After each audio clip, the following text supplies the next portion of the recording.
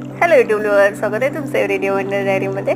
तर चला आपण बनवूया व्हेज ऑमलेट. तर त्यासाठी मी मोठे 2 चमचे बेसन घेतलेले आहे. त्याच्यामध्ये ओवा, लाल तिखट, मीठ, हळद, एक मिडियम साईजचा कांदा बारीक चिरून घ्यायचा आहे आणि अर्धा टोमॅटो घ्यायचा आहे बारीक चिरून. आणि जसं वड्याचं पीठ भिजवतं तसं बेसन थोडं थोडं पाणी घालून छान असं पातळ भिजवून घ्यायचं आहे. त्यानंतर एकदम छोटा चमचा अर्धा सोडा टाकायचा आहे आणि ते छान असं मिक्स करून घ्यायचं. एक अर्धा मिनिट फेटून घ्यायचं म्हणजे चांगलं बेसन फुलेल. त्यानंतर तव्याला चांगलं तेल लावायचं आहे आणि हे मिश्रण सगळं आपण इथं घालून घ्यायचं. एवढ्या साहित्यात छान मिडियम साईजचे 2 ऑमलेट तयार होतात.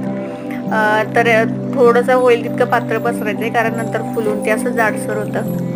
आणि चांगलं भरपूर तेल टाकून आलटून पलटून मस्त असं खरपूस भाजून घ्यायचं. हे ऑमलेट तुम्ही भाकरी चपातीसोबतही खाऊ शकता किंवा तसंच कोरडंसुद्धा खाऊ शकता.